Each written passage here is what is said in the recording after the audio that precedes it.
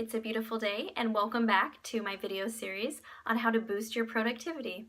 Again, I'm Carmen Ohling, nutritionist, fitness expert, personal empowerment coach, and FITposium Pro. So we are going to talk about step 1 of my tips on how to boost your productivity and start playing big. Step 1 is cleaning house. Now, I may not be talking about mopping the floor, or maybe I am, but the things I am going to be talking about is your energetic state, your mental state, and your physical space. So let's start with your energy. Now, it's really up to you to take responsibility for the energy that you allow into your life. Let me expand a little bit on what I mean. So the people that are around you, how do they make you feel? Are you surrounding yourself with people that are uplifting, inspiring, and challenge you in a good way to be the best you that you can be? Or are you surrounding yourself with people that are sucking your energy from you, that are constantly complaining or blaming or judging others? Or when you leave an interaction with them, you just feel down or you feel unmotivated. You really need to protect your freaking energy, right? So that's the first thing that you can do. Look at the people you're surrounding yourself with. Do you need to make changes? And ask yourself, an easy way to ask yourself is, those people, the people you're surrounding yourself with, do you admire them for the difference that they're making in the world? Have they taken the jump? Have they taken big risks in their life and you look up to them? If not, it might be time to look for some of those people. Surround yourself with those people that uplift you, where you can feel good, where you can be in that high energetic state all the time. Okay, now let's move to your mental space. So this is really, really important. Many of us have never-ending to-do lists. And when you have a never-ending to-do list, you have never-ending overwhelm and anxiety. Now, I'm not just talking about your business to-do list, your fitness to-do list, or your personal development to-do list. This could be things like calling back your aunt that called last week, cleaning out your junk drawer, organizing your desk, washing your car, walking your dog, things like that. Cleaning out your garden to get ready for spring. That one's kind of on my to-do list right now. But at times, the to-do list can be so overwhelming and it sucks your energy and it sucks your motivation. Thus, you're not as productive. So what I want you to do is just write down your whole to-do list.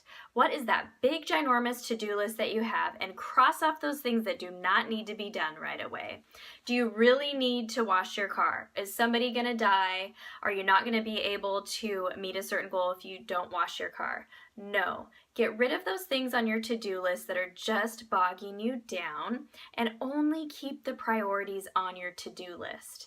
Then take that top priority and get it done. Do not move to the next option, the next task on your to-do list until you get the first one done. Oftentimes, I know I used to find myself getting part of this one done, part of this one done, part of this one done, and never crossing anything off my to-do list, thus building the anxiety, building the overwhelm, and decreasing my productivity. So get the top one done, move to the next one. Set a goal for yourself. Maybe you do one a day or maybe you do one a week. At times the task could be larger. Maybe you need to delegate the task. That could be an option too. So tackle that to-do list.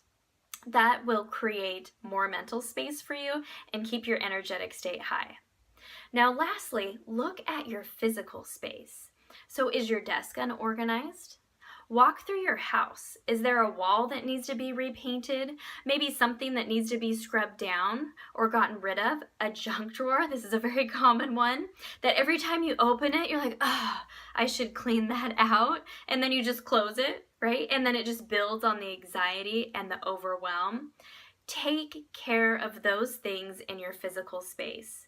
When it is organized and when you feel confident and comfortable in your physical space, you'll keep that energy high, you'll be motivated, and you'll increase your productivity. Let me give you a silly example of this. I once bought these pillows and they were this amazing color and they just popped. They were for my couch, right? And I'm kind of short and we have overstuffed furniture. And so I would go and I would sit with the pillow and put it behind my back. but they just like weren't plush. So every time I sat with the pillow, it just like bothered me. Like, these pillows are not good. I should really do something about this. Granted, these were just pillows, and in the grand scheme of things, like it wasn't a super big deal. But it just bothered me, and it kind of built on that anxiety and that overwhelm until one day I was like, I'm just going to get rid of these pillows.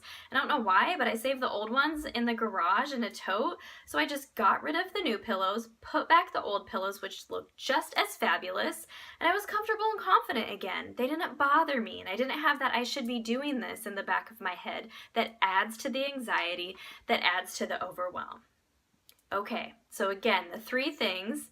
Protect your freaking energy, right? Surround yourself with amazing people that inspire and challenge you.